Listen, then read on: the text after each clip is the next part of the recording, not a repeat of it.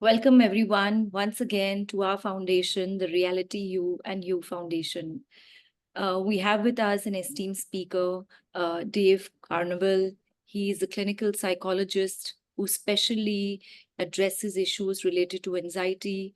We will hear from him today a lot of information on phobias, obsessive compulsive disorders, panic disorders, and generalized anxiety disorders. Sir, thank you for being with us. You have been extremely experienced. You've given training to 10,000 or more psychologists. You have 4 published books. I went through your website and we have very, very interesting techniques that I would like to talk about through our session. Thank you for being with us. Yeah, thank you for inviting me. I'm glad to be here. So we wanted to reach out to you because we have been seeing the cases of anxiety, especially panic disorders, stress, where people do get panic attacks. I just had somebody in my clinic who said, I had a panic attack and I broke down and I felt numbness and I froze. So we've seen through COVID and after COVID, maybe work pressures have increased. People are catching up with life and relationships. What has been your experience? Well, here in the United States, it's a little paradoxical. It's not what you might expect immediately. People with chronic panic disorder, when the pandemic came along and we were told stay home, don't go to the office, stay out of stores, stay off of airplanes. I think for the most part, people with panic disorder were kind of relieved because they had a new justification for staying home, that they were afraid to do those things anyway. And now everybody was afraid to do them. So they felt like they were more in the general mainstream of the population. What happened as COVID receded, people who felt like, gee, I got a temporary reprieve the last couple of years, I could stay home. Now their reason for staying home was gone, and Right. they felt quite stressed about re-entering society. I think that was that group of people who had previously had panic and felt relieved. They're probably the ones who suffered the most here when COVID ended. So can we just start for the audience because we are trying to create a lot of awareness.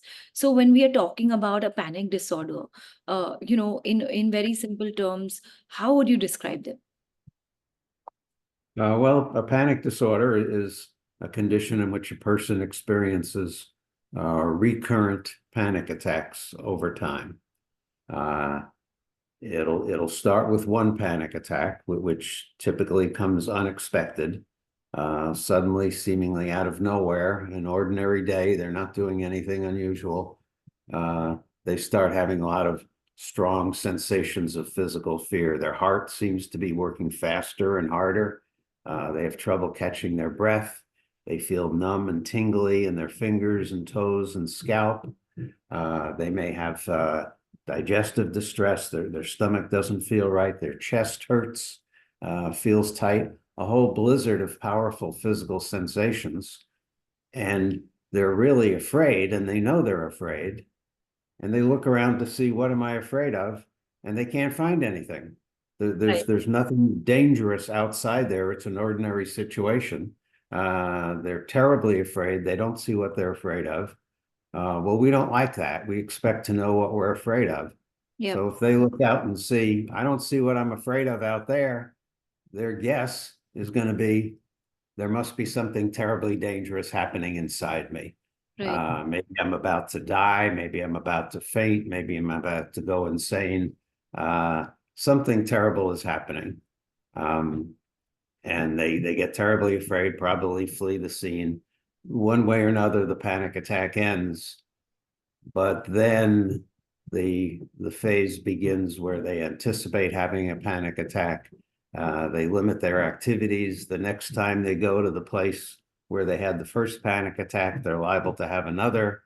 If they go to a place that resembles that one, they're liable to have another. And so then they find themselves in this really difficult situation of recurrent panic attacks and developing phobias. So I've seen a lot of That's panic disorder. I've seen a lot of patients, not accepting their panic disorder. So, like you said, it's a sudden physical anxiety that comes in. But a lot of people find it very difficult. Like you said, there is no, threat in the environment, and you can still have a panic attack.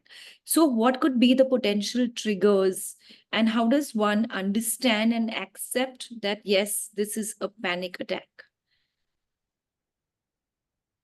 Well, the trigger the trigger there is no known trigger for the first panic attack. That one just arises on its own. It typically comes when people are in their 20s or early 30s, and that seems to mean it occurs to people as they're moving up to the front ranks of independent adulthood in the States. It's when people are graduating college and Right. getting married and getting their first home and so on. Lots of changes. Might be all good things, but maybe more change than they can comfortably manage. And then they have this first panic attack. After that, the triggers for subsequent attacks are anything that reminds them of the first panic attack, any situation from which they can't leave as quickly and invisibly as they might wish. So sitting in a line of traffic that's not moving might be a cue for a panic attack. Sitting in a movie theater and you're in the middle of the aisle and there's people on both sides of you might be a cue for a panic attack. Standing in line at a grocery store and then the line is moving slowly and then the cash register breaks down and now you're stuck and you can't leave. Anything from where you can't leave as quickly and invisibly as you might like.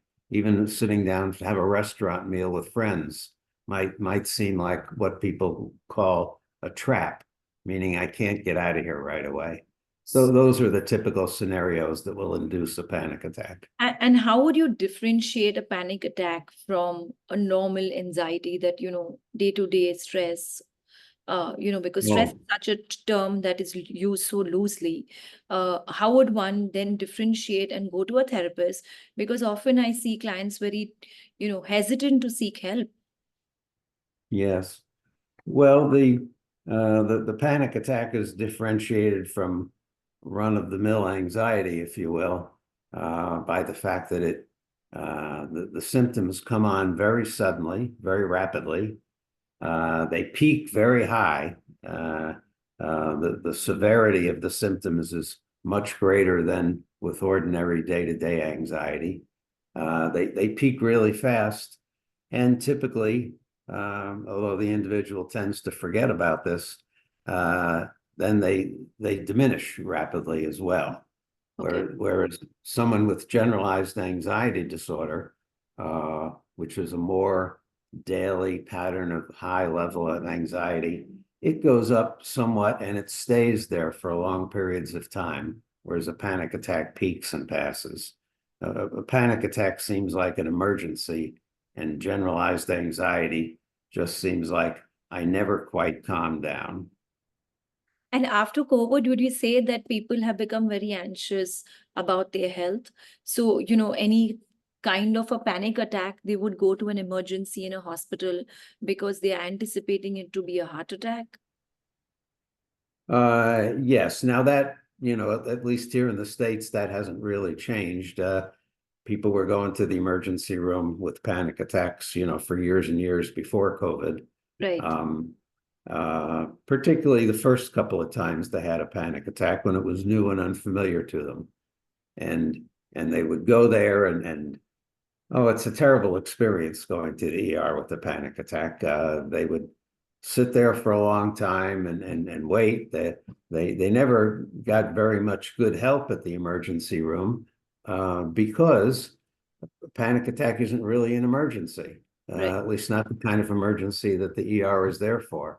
Um, and the person having the panic attack was so frightened. They didn't understand that. They didn't realize why it was so unhelpful.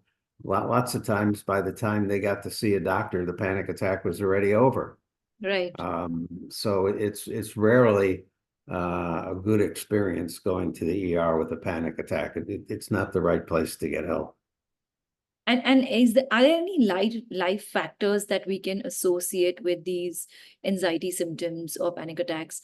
Is it your diet? Is it your sleep? Is it your exercise? Is it your loneliness? I don't think it's that focused.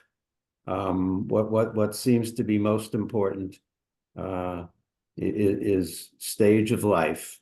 That when you're in your 20s or 30s, almost that's when people have their first panic attack. I rarely see anybody older than 40 having a first panic attack. It happens when they're stepping out into the world and becoming independent adults.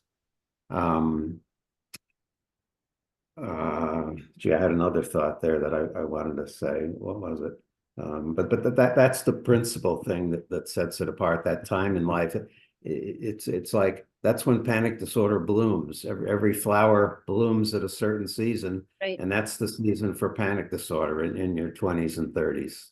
So is it also because that is the most essential phase where we go and seek out work and relationships? There's a huge amount of rejection, judgment.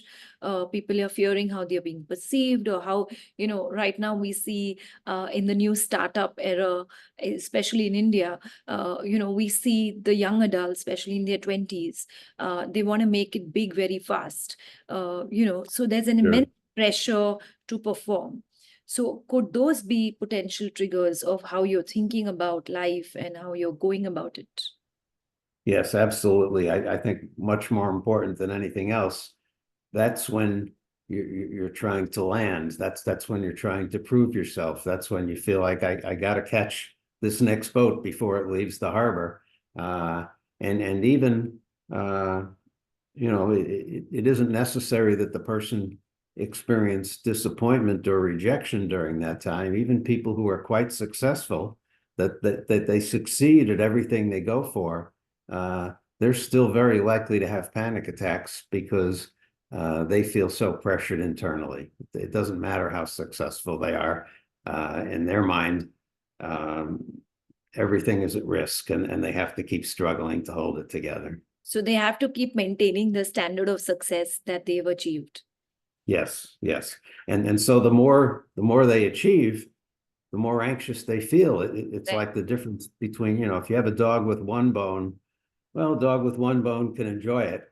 A dog with 20 bones is too busy looking to see how can he protect all those bones. Right. And he doesn't enjoy any of them. So, in terms of coping mechanisms, what can a person do, until he reaches a therapist, until he gets an appointment with a clinical psychologist? How do they handle their panic attacks? If you don't go to an ER, if you don't get an appointment with a therapist, what can you do, like a home-based strategy? Well, that's difficult. They'll probably still go to the ER because unless they've had reason to learn something about panic attacks before they have the first one, when they have it, they're not going to think it's a panic attack. They might not even know the term. They're going to think it's a heart attack. They're going to think something physically is wrong with them. So they probably will have to go and, see a physician, see the ER, get disappointed, find out that they're told, well, it's nothing serious, blah, blah, blah.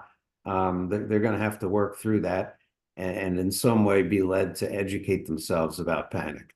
If they could do that ahead of time, maybe because they had a relative, Yeah. somebody else in the family who has panic, and so they had reason to learn about it, that would be good. But that's really the first productive step. Once they realize it's panic, educate yourself about what's good to do when you're having a panic attack and what's not good to do when you're having a panic attack. That would be the first step. So can you give us some tips on, what are the tips that what are good things that we can do during a panic attack or after a panic attack? Yes, absolutely. And on my website, I have an article about, the what's called the aware steps. This is how to walk your way through a panic attack. It's an acronym, AWARE. And the first step is the most important one. It stands for acknowledge and accept. So here you are, you're having a panic attack, you're having trouble with your breathing, your heart is doing stuff, you're really, really afraid. If you can summon the recall and the willingness to go to that acknowledge and accept step, it would look like this. Well, oh my God, I'm having a panic attack and I'm really afraid. Don't like it, don't want it, don't deserve it. I'd like to run the heck out of here and just fight this thing off. But you know what? If this is what I have to experience now, okay, I'll wait this one out. I'm going to give myself a few minutes and let it settle down. I'd rather be feeling something else. I'd rather be somewhere else. Yep. But I'm not gonna try and fight it off. I'm not gonna try and pretend it's not happening. I'm not gonna deny it. I'm not gonna try and distract myself. I'm not gonna drink a lot of alcohol to try and get rid of this thing. Don't like it, don't want it, don't deserve it. But if I have to feel afraid now, okay, I'll wait it out. That would be the first step. And it's really, when you boil it down, that's kind of the opposite of what most people's are going to do instinctively. They're going to deny it's happening. They're going to think it's a calamity. They're going to flee the scene. Yeah. They're going to try and distract. They're going to do all these things that they hope will help, but actually make it worse. The more you try and fight this, the more it makes it worse. And so can you go through the acronym with us? So what, yes. yeah. So that's acknowledge and accept. The W stands for wait and watch. And wait in the sense of don't just do something, stand there. This is not an emergency. There's no fire to put out. I don't have to rush. I'm all freaked out and anxious, but I'm not facing an emergency. So let me stay in place and work it through and watch what? Watch my symptoms, watch what I'm doing. The ideal form of watch is to fill out a panic journal.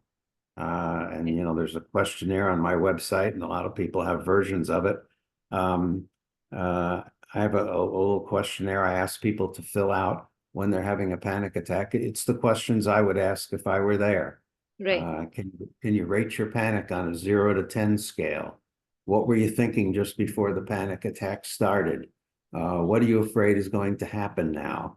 Are you breathing? What are you doing with your breathing? It's going to direct them to notice some things and respond while they stay and wait for the panic to diminish.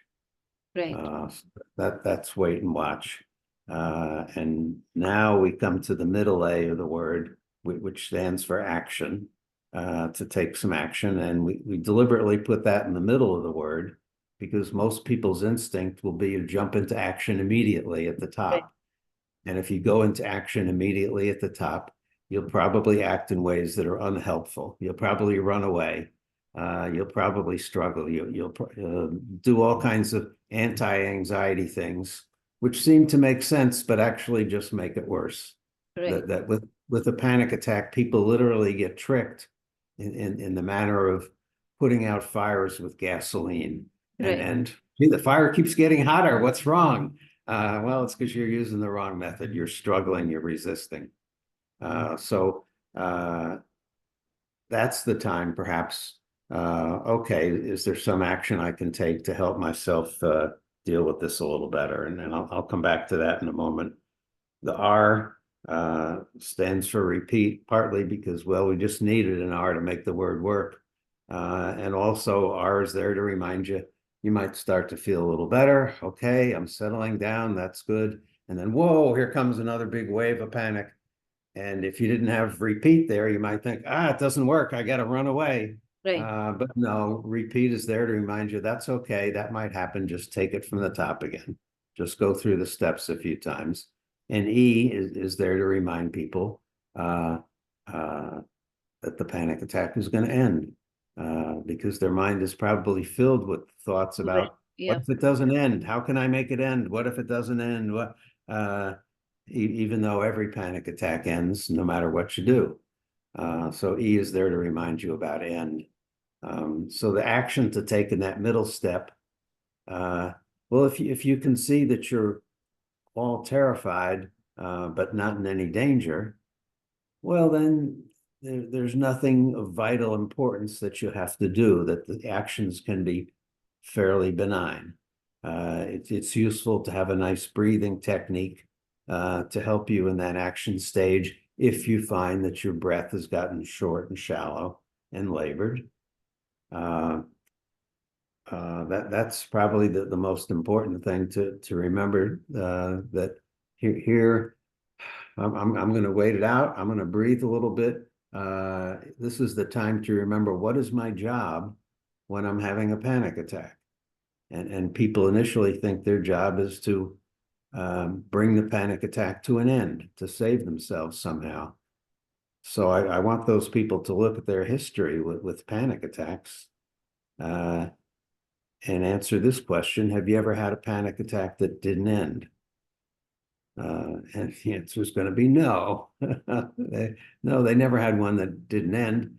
And what they can see generally is they look at their history, that when they responded in the best ways possible, the panic attack ended. When they responded in the most unhelpful ways possible, when they got fooled into fighting and resisting and running away, those panic attacks ended too. Every panic attack ends no matter what you do. There isn't anything important you have to do other than acknowledge and accept and wait and watch. And so if you're willing to just hang out there and wait for it to end, that's all you need. And if you need to breathe a little more comfortably, then that's a good thing to do. But no life-saving action is required, because the panic is scaring you, but it's not threatening you.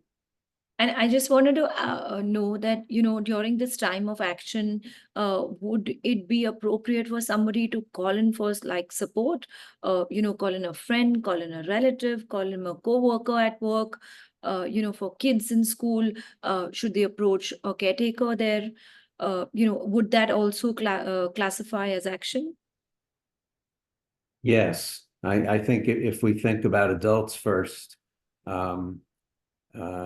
it would be fine, probably helpful to be able to speak with a trusted support person. Right. Just a couple of notes about that. Sometimes people will call their friends, not to tell them that they're having a panic attack, not to ask for support, just to chat on the phone and try and distract themselves. Right. That's not a helpful thing. I would encourage people to, call someone who can be supportive, who already knows that you have trouble with panic. Hi, do you have a minute or so to talk to me? I'm having another one of those panic attacks. Get right to the point. Don't try and disguise it or hide it, or use somebody to distract you. Call someone that you can speak to about the panic attack. And second, then is recognize you're calling for support, not rescue. You don't Yeah. need to be rescued. The panic attack will come and go. You can talk to this person for support while you're waiting for it to go, but you're not calling them because you need them to rescue you. You're not in need of rescue. You're not in danger. You're just terribly, terribly frightened and upset, and that's what you need support with. With respect to children, well, the younger we go, the more they may need more active intervention. Children don't need just support. They need to feel like they're protected. So the younger we go, the stronger the intervention needs to be. But for an adult, I would hope that they would always call somebody who knows about the panic, and they can talk about the fact that I'm having the panic attack. Give me a few minutes of your time and talk about it on the phone. You don't need to come and pick me up. You don't need to take me to the hospital. I just need to be able to talk my way through this for a few minutes. So even with friends and family, would you recommend caretakers and people who are being supportive at work, should they also follow the aware technique? Like you said, the acceptance, because they may also, the anxiety may pass on to them because they are unsure about what's happening as well. Yeah, well, those folks hopefully will also have an opportunity to educate themselves about panic attacks, because, yeah, it could be very scary. Your friend calls you and they're very agitated and upset and afraid that they're going to die. Maybe you think, gosh, maybe they are dying. So that would make it hard to be helpful Right. appropriately. So yes, the support people in particular, very beneficial for them to read some of the same resources to learn about panic so that they can do a better job of being helpful. If they don't know about it, then they're more likely to want to try and take control of the situation and rescue them. And that's not what a person with a panic attack needs.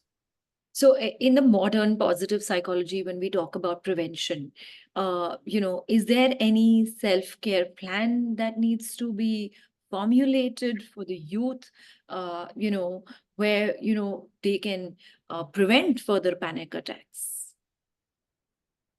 Um, it's probably not so much about preventing panic attacks. I like to think of it more as uh, doing a better job of educating youth about their bodies, about their emotions, even about their breathing.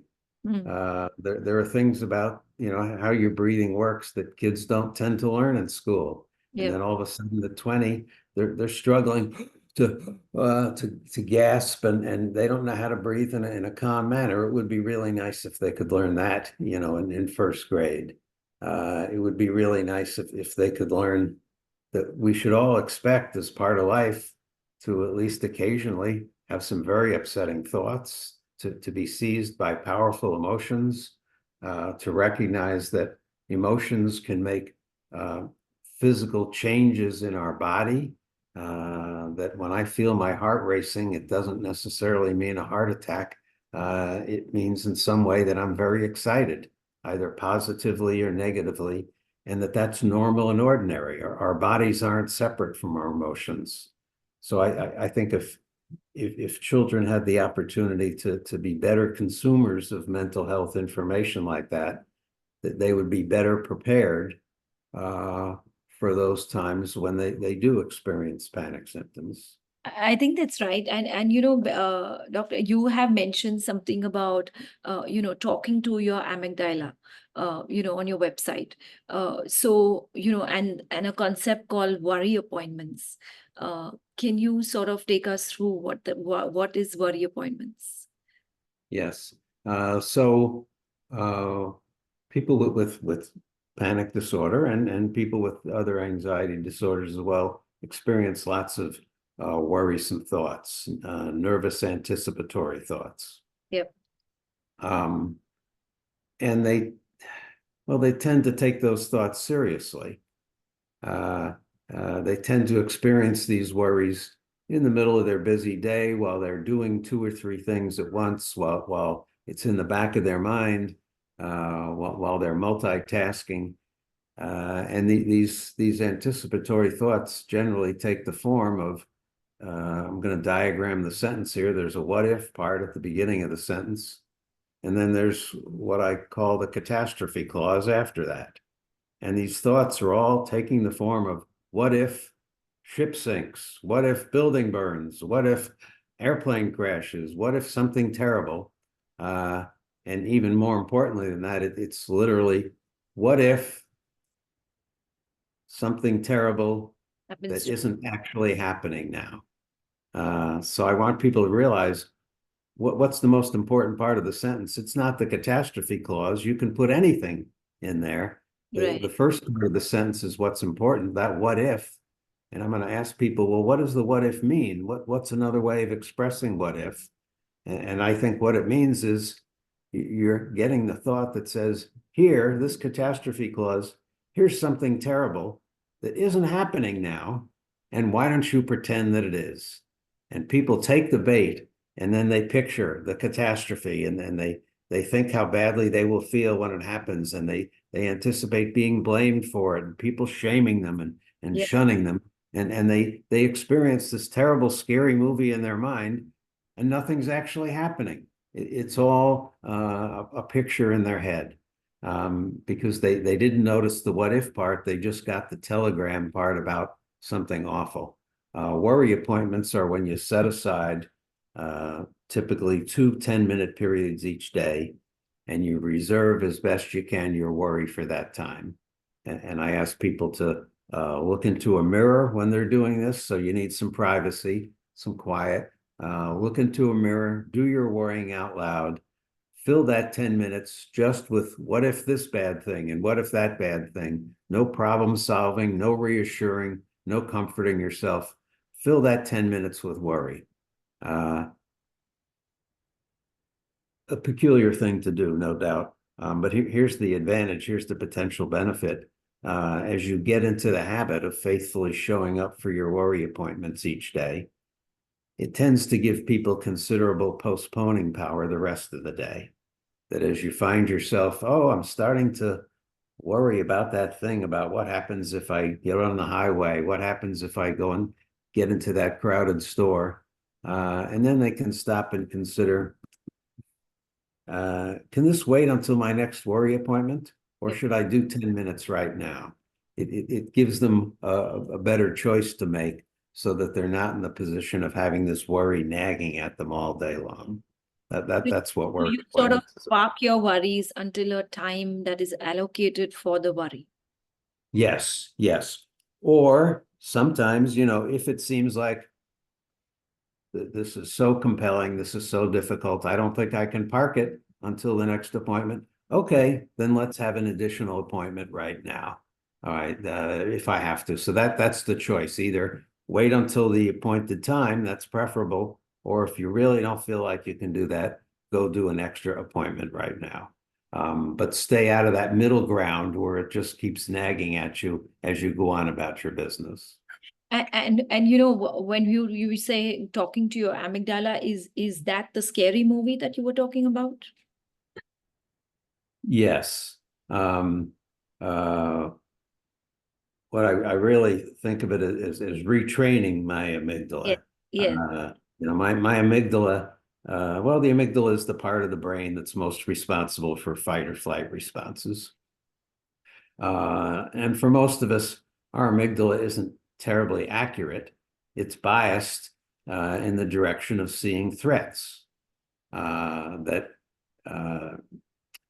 most of us have an amygdala that would rather see 10 lions that aren't there rather than miss the one that is. So it's biased in the direction of seeing threats that aren't there because that's how it keeps us safe.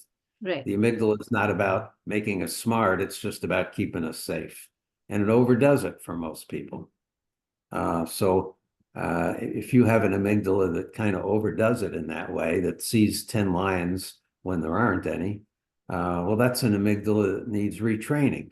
That's like having a watchdog that does deter the burglars, but it also barks at the squirrels and the leaves blowing across the lawn and the children. No, that watchdog needs retraining. Your amygdala needs retraining. And the way we retrain the amygdala with respect to panic is what psychologists generally describe as exposure treatment. Yes. I'm going to go and practice with that which gets me afraid. And I'm going to hang out with the fears and I'm going to stay there in place and do the aware steps. And I'm going to go and hang out with that and allow the fear to subside. And I think on your website, I was reading about, the concept of floating. Yes. Yeah. Floating, this is something, from Claire Weeks, gosh, 50, 60, 70 years ago, the first person on the planet to write in a really helpful and useful way about anxiety. People still love her writing today, still reprinted after all these years. And that was her notion, float with the panic, float with the anxiety. I think people often were a little unclear, well, exactly what does she mean by float? I think she meant the opposite of swim. Make no effort, simply allow the environment to support you. That's all you have to do. It's scary. You have all kinds of exaggerated ideas and urges flashing through your mind. But the truth is, you just need to flow with it and hang out with it and give it time to subside. And then the more you try and swim and paddle your way through it and exert yourself, the more agitated you come to feel. That's what she was talking about with float. Just allow it to happen and allow it to pass. So in terms of, so you're saying during the panic attack, just be in a floating state. However, then we can start, how you said, accepting it, waiting and watching it, and then taking the action. Well, yeah, I think of the aware steps as an operational way of defining what floating means. That Okay. if you go through those steps, you're doing what Claire Weeks intended. To simply tell people float, sometimes they need more help, more details than that. Well, but I'm not in water. What should I do? It's a little vague. Yeah. But I think if you do the aware steps, you're fulfilling the promise of what she described as float. Floating. And when you It's about offer no resistance. It is a key part of floating. And when we are talking about exposure therapy, obviously we are taking an action towards something that we fear. Uh, and that itself is very overwhelming to some clients. Yes. So how can, therapists at large, or how can even friends and relatives sort of help through the exposure? Do you think it's safe to do it at home? Well, by definition, exposure is always safe. We don't do exposure to lions. Uh, we don't do exposure to murderers. Right. We're doing exposure to anxiety. Yeah. So I think it's always safe. Maybe more. Will it be productive? Will it be effective? Right. Um, uh, so there are some things that will help it be effective or not.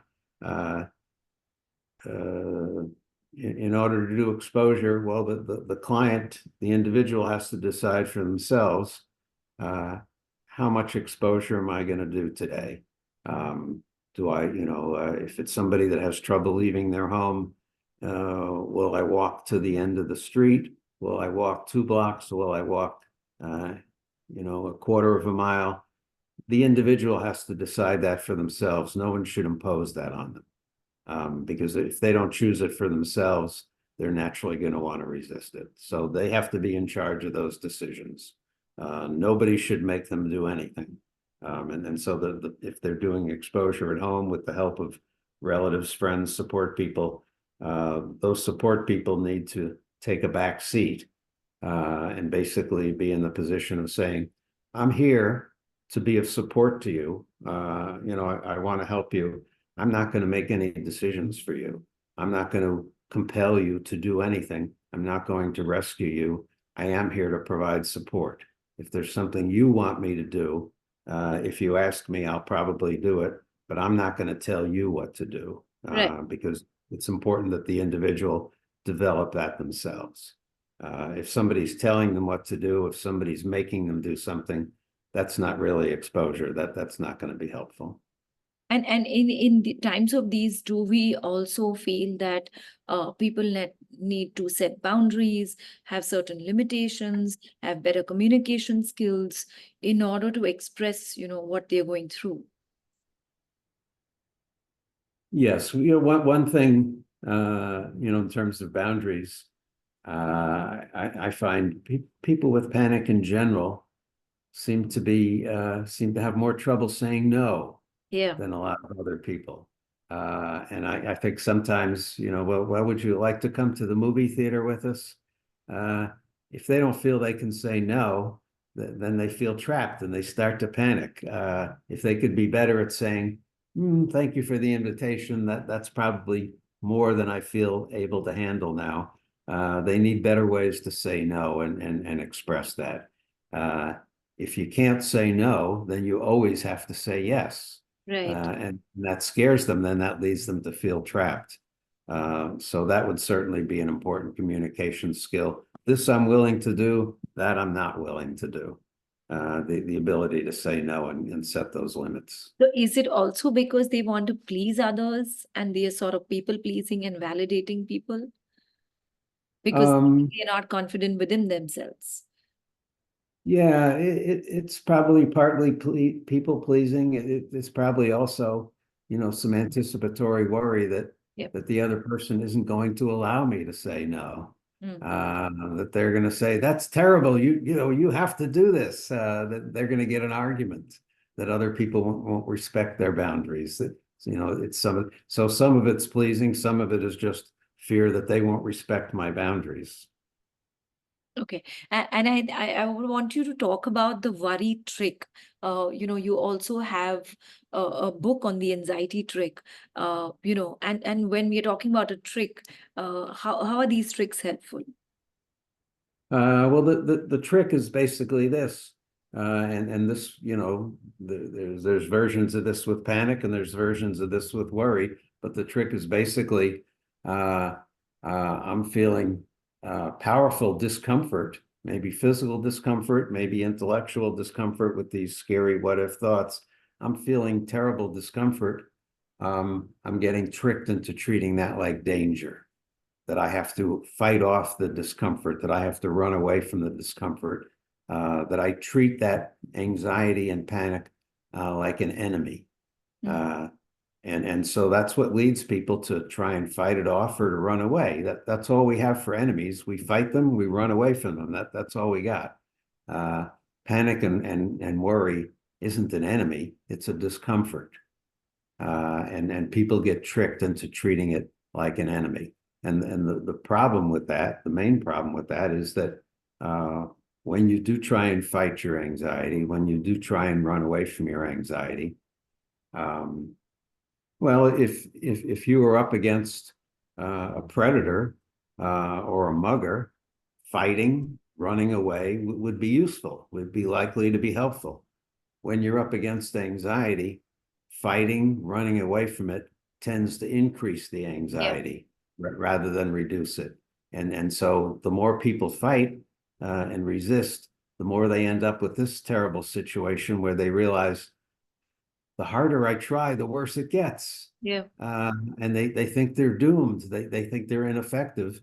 They don't recognize in the moment, well, the harder I try, the worse it gets. That's because I'm trying things that do make it worse. I should try very different things, the opposite things. Instead of running away, I should join it. Yeah. Instead of fighting it, I should play with it. I should do the opposite of those things. And you That's what the trick is about. and your book on outsmart your anxious brain.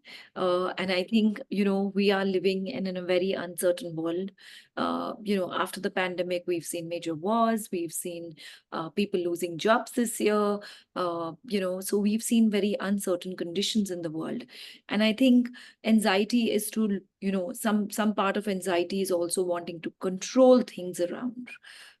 So how does one sort of, outsmart yourself? If your brain is totally living in anxiety, how do you outsmart it and sort of gain a control over it? Well, that's a tricky bit. You're wanting control, trying to, it matters. What am I trying to control? Control is about what we do with our hands and our feet and our mouth. We can control our actions.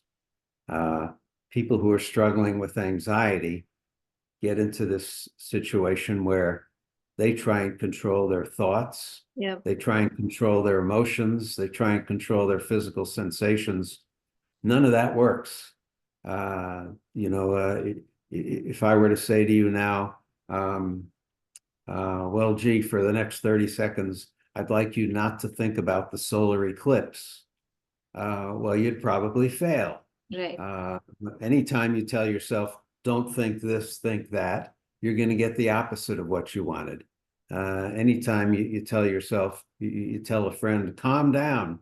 Has anybody ever calmed down because somebody told them to? I don't think so. And it doesn't work any better if you tell yourself to calm down than if Right. you tell somebody else to calm down.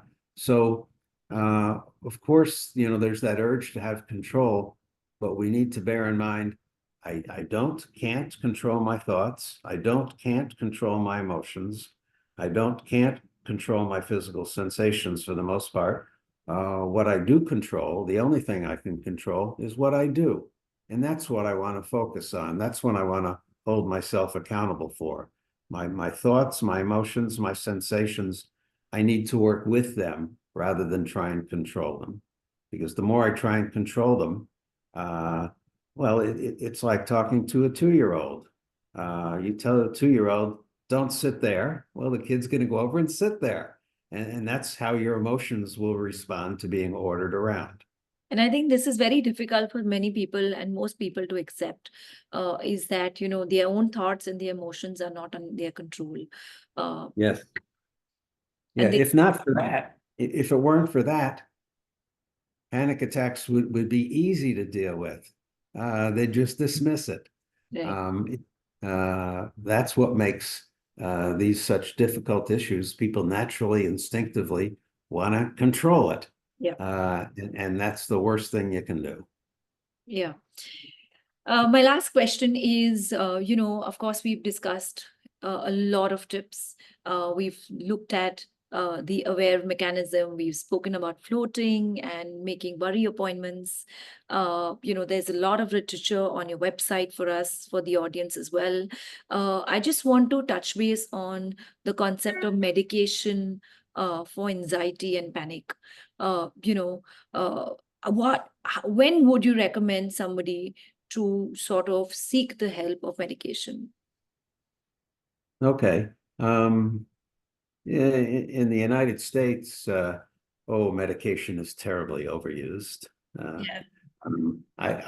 For the most part, I think medication for panic, for worry, um, that should be regarded uh, as something to try later in the process if the therapy, if the exposure, if the cognitive behavioral work doesn't produce the results a person wanted. Right. I don't think medication is a good first choice treatment. I think it ought to be the last choice treatment, because most people can do much better with learning how to handle differently their thoughts and emotions and sensations.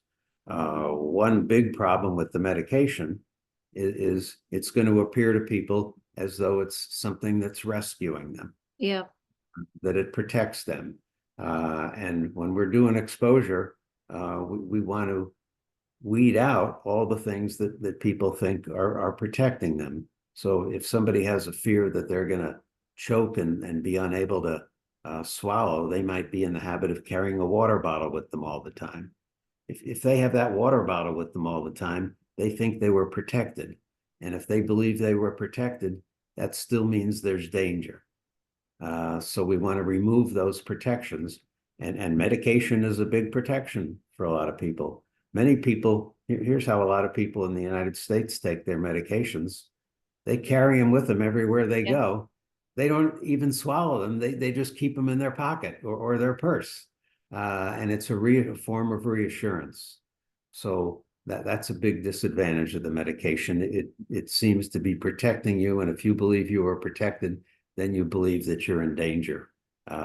So that should be treatment of the last choice rather than first choice. I am proud to say that from the culture that we come, we start yoga, teaching yoga to kids as early as in the first grade, like you mentioned. Mhm. We believe more in mindfulness. We've always believed in that.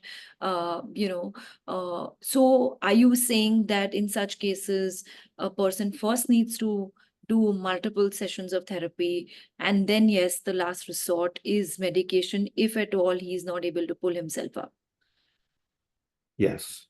Yeah, I would much rather see people start with mindfulness, with exposure therapy, with the CBT work, and only if they can't get the results they want after a reasonable period of time, consider medication.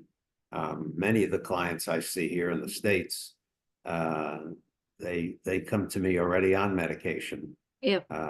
And so then I'm going to ask them, well, you're on medication. Why are you coming to me? That's because the medication's not doing what I want. And we have to look at that and help them back off the medication. Yeah. I think we've covered a lot. Thank you so much, sir. It was really, really educative, the session. I think you gave us a lot of useful tips. I would request the audience to go out to Sir's website, look at the books that he has, look at this, the self-help book that he's published. Also, a lot of exercises that you mentioned. Specifically, I want to mention some of the humor songs. Yes, yeah. I have on the website some songs that I've sung myself in a terrible voice about panic and anxiety. I like to have people find humorous ways to respond to the anxiety. It helps them kind of become more aware of just what they're up against. This isn't a fight. This isn't a threat. I'm getting fooled by my own thoughts here, and there's something funny about that. And so I have funny songs on there. I encourage people to do things like make poems out of their worry content, to make a haiku or a limerick, all kinds of ways of working with the fears, of humoring the fears, rather than opposing and running away and fighting them and treating them like a threat. It's not a threat, it's a trick. And then you try singing or even just listening to me sing some of those songs, see what happens to your anxiety level. I think I'm going to end with that. It's not a threat, it's a trick. So, try to take effective measures, especially therapy. Look up self-help material that's been online. Thank you, sir, so much for being here with us. Oh, thanks for having me. I enjoyed doing it.